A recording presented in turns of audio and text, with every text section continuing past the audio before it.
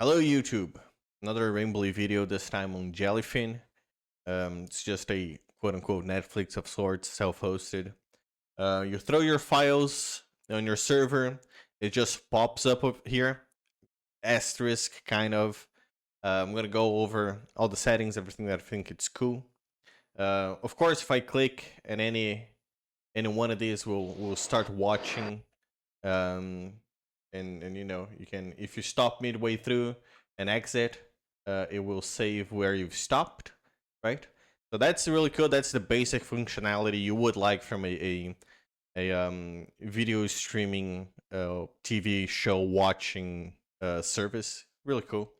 To the top right here, we have a group watch, which is basically a party view, a party watch. You can just, other users can join your group if you have one, and if it's going to show over here, leave group or change sync preferences. But other people who are also logged in can choose to join or create their own parties, and you can sync up everything. If one person pauses, it pauses for everybody. Really cool to do watch parties online. You can do screencast, which I don't have anything supported, so that's not gonna work. We can search for stuff. So I want to watch The Goonies. This is The Goonies that I can watch. Um, and of course, here we have our settings, which if you were to go on the hamburger menu over here and go to settings, it's the same settings. I don't know why you can go there through both ways, but you know, you have your profile, name, password, image, whatever. Quick connect is really cool. What essentially is, as long as you have one connected device, you can connect. You can log in via other devices without really having any password. So let's say your friend doesn't he hates doing he hates having users doing passwords and stuff like that. But you still want to watch something together via sync play.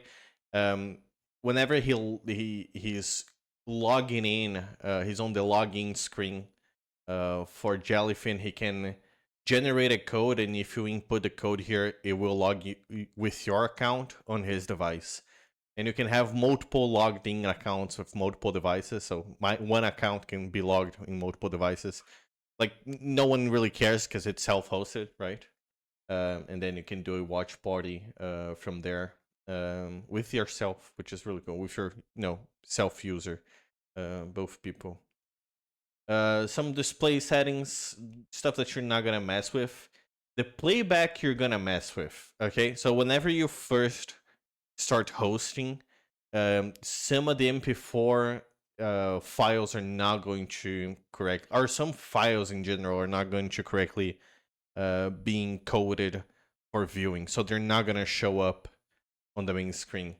I will be honest, I do not remember exactly where it is that you have to enable. It might be the prefer MP4 HLS media container. It might not be, but there is a little bit of settings you have to change if you want like full access to whatever the full MP4 you have on your server. Subtitles is really cool as well. There are plugins you can download for your server, and those plugins, some of them for subtitles specifically, can look for servers and automatically grab a couple of subtitles and input those, add those to your video streaming. Over here we have administration. So this is the dashboard for administration. There's a lot of stuff. Some of that I might redact at some point. But you can scan for libraries if you added stuff. It will scan itself from time to time. So as long as you input, as long as you add the files correctly, it will update every now and then. We have, of course, just general stuff on the server end. You can enable or disable quick connect, branding if you want to customize how it looks. We can add users over here very easily with a name and password. And if you want them, if you have like, I don't know, family photos or family videos and you want to share with a friend but don't want them to have that content available for them, a little bit of privacy or whatever, you can create libraries and create a library for movies, shows, and I don't know, family memories, and you enable just the ones you want to enable for them. Each user can have specific libraries assigned to them, which brings us to libraries where you can sort everything. This is based on folders. So I have a folder for shows and a folder for movies, and depending on where I drop the files, it will sort them um, inside those libraries, much like Navidrome, if you've seen that video or if you know how it works. Very okay. Transcoding playback. It's over here, right? Yeah, I don't remember which one of them, but you're gonna change the transcoding at some point. Um, Stuff that you don't have to mess with really, aside from the one thing that you have to change from before.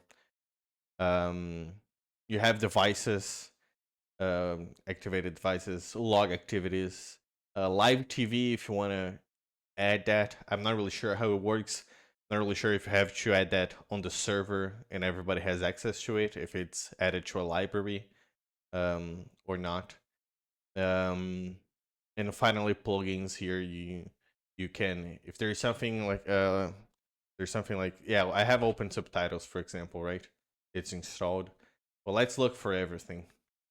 We'll do. Can we do? I really don't know what to look for. VGMDB. What's this?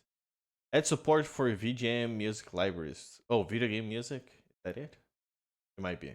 So I don't know how this works, but you can simply click install as long as your administration. And it will add itself to your server. Yeah, this is basically it. It's yeah. All right, cool.